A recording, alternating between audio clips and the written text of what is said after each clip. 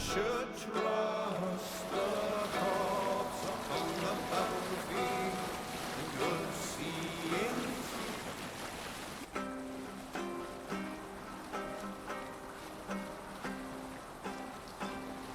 Is there a sea scald among you? During my 19th winter, King Styrbjörn ordered the construction of a new longhouse. The splendid hall you now see at Fornburg. To build this longhouse, he employed the help of 20 men. I was among them, as was Fradi, the strongest and stoutest man I had ever seen. We set about felling trees and hewing wood for timber. Fradi was the fastest of us, dropping 41 trees in only 2 days. On the third day, a spindly man called Nar was near upon felling his first tree. He had hacked it all the way around like some mad animal. When the tree fell, it did so in a direction he had not wished. Straight down upon Fradi. Nar called out, but it was too late. Fradi had only enough time to turn and face the doom bearing down upon him. With that, he raised his arms to embrace the timber hammer. The force of the trees falling drove Fradi deep into the snowbank, yet his arms never let go. He held that angry trunk as a lover.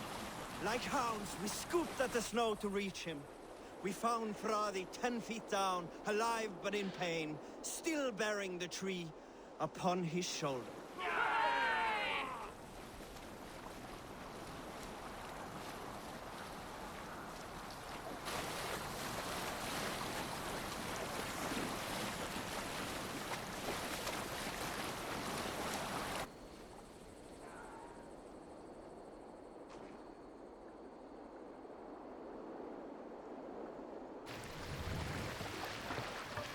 Take the mast down here.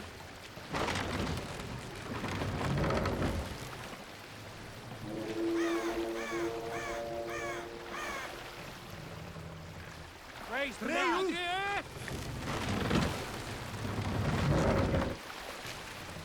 Sail! Catch the wind!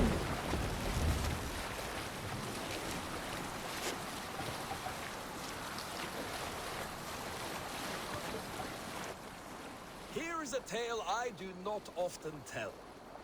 There was a clan, little known in the south, composed entirely of warrior women.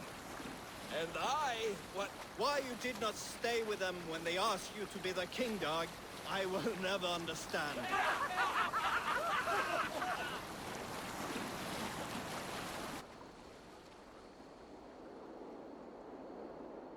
Did I ever tell you all the story of how I killed an entire clan single-handedly with the broken hilt of a sword? Too often, dog. More times than any man can count.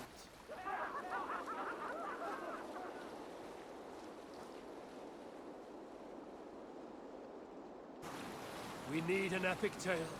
When I was 11 winters old, I was the youngest of my favorite cousins. A wild and rowdy bunch of boys and girls. Together with our parents, we attended a feast at the home of Halfdan the Black of the House of Yngling. To toughen our patience, our parents set us with the old woman, who ordered us to bake flatbreads and serve it to the noble jarls. After an hour, the flatbreads piled so high into pillars, you could have built a roof over it and called it a longhouse. When our work was done, an older boy, Guthrod, suggested we steal a keg of mead, drown in happiness for our good work. So Guthrod, Mikkel and Åsa snuck into the storeroom and stole a barrel as I stood watch. But when we were spotted, I froze. 3 of Harald's men stopped us. They struck Guthrod and Mikkel and pushed Åsa to the ground. Whose idea was this? They asked. I stood and said, the idea was mine. The meat is for me. One of the men eyed me and said only, that is not true. Then, they moved on.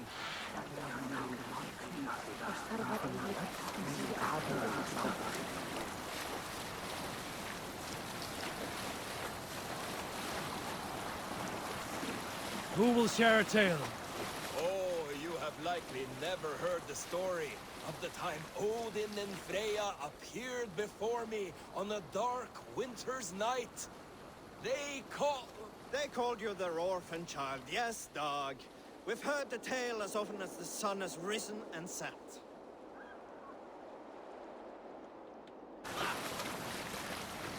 You salt skulls, got a story? There was a woman called Nal who came by ship to Fornburg unheralded, demanding to meet King Sigvaldi, Styrbjorn's father. Nal was from Gautland. She was tall and rugged and strong, and everyone who walked near her said she smelled of men's blood. When her message was sent to our king, Nal was made to wait a full day. Yet she did not complain. She watched the waves and sang songs.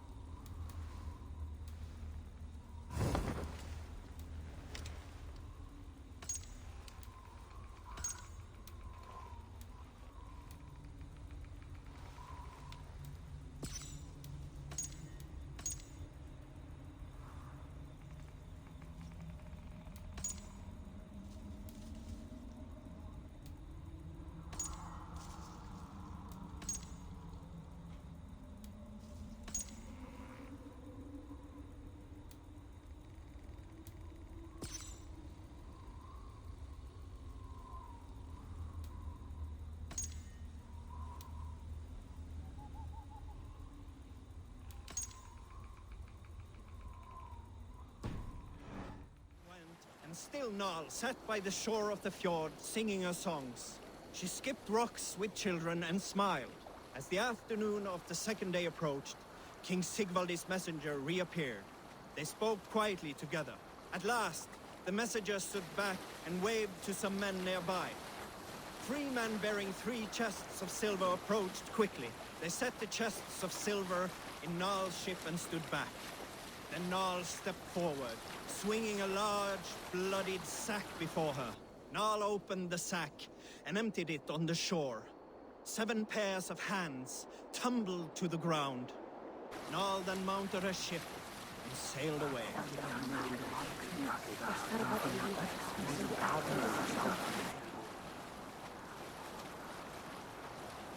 We need an epic tale.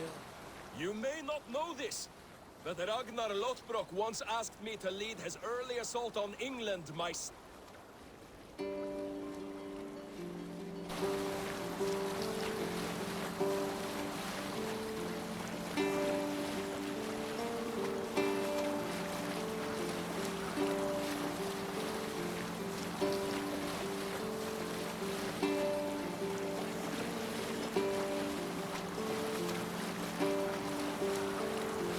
Sail down!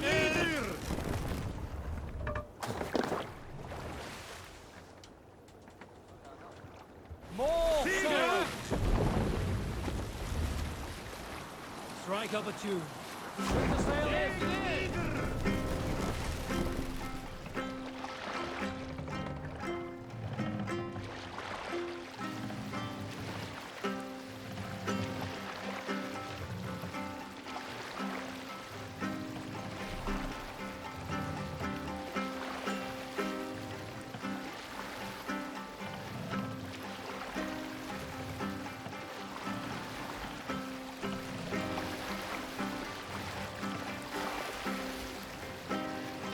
Is there a sea scold among you? Some years ago, I took to sea with a sword dancer called Egil. A brooding warrior with a face of stone and oak-hard arms. On a raid in Courland, we shored up... Hush now.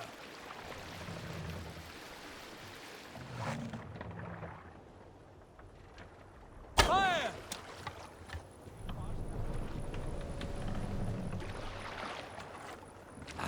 Where were you? Save it.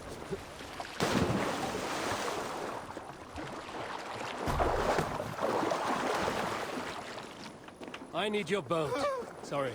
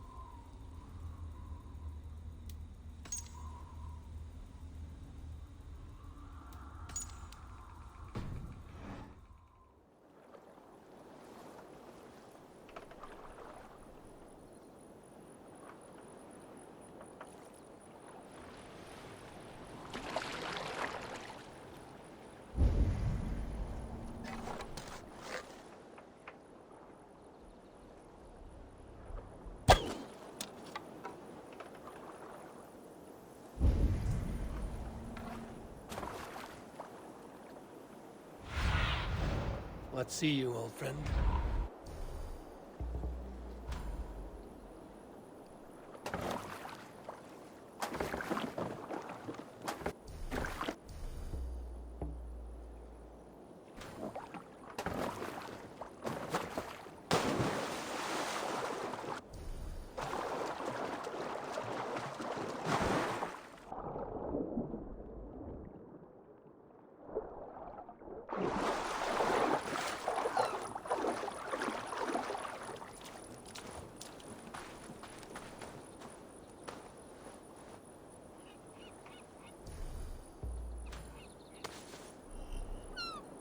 The water's boiling with them.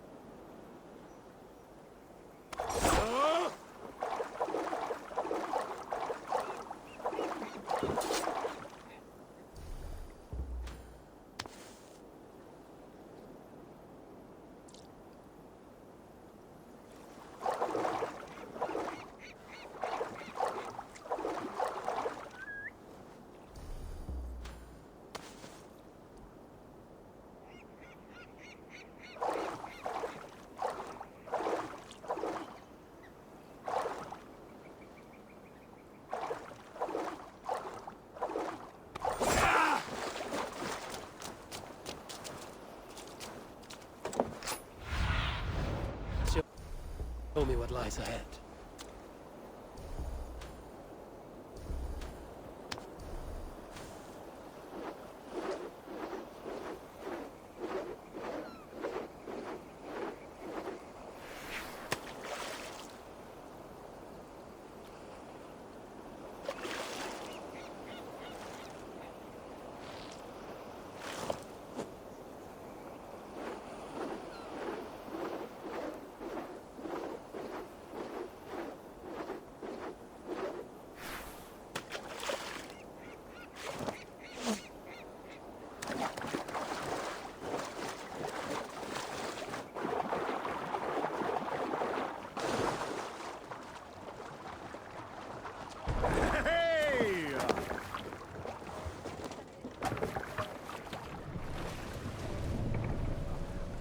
Run up the sail!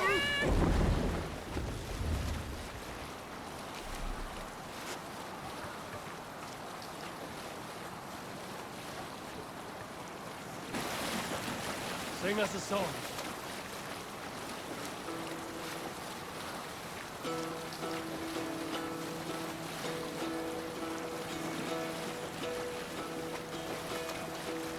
Hearken well in Hall of Kings.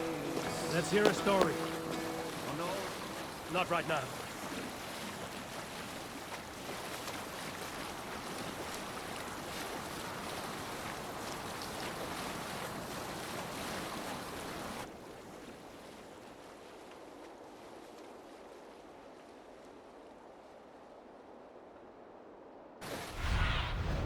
Go, my eyes.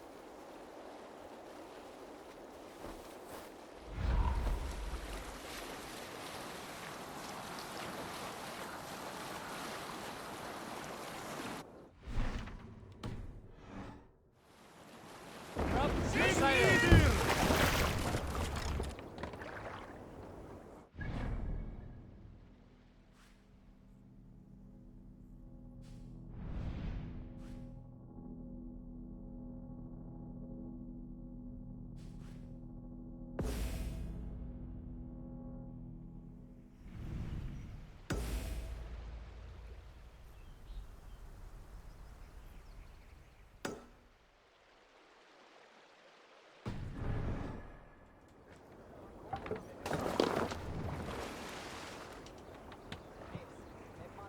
More sail!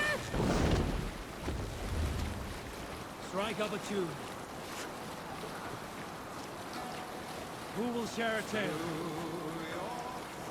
Have you heard me tell the tale of the 6 Christian missionaries I lured away from their faith into the worship of Almighty Thor?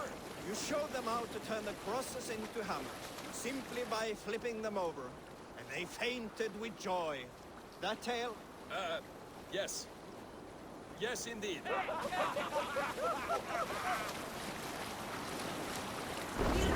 Let's hear a story. Best raise my hood here.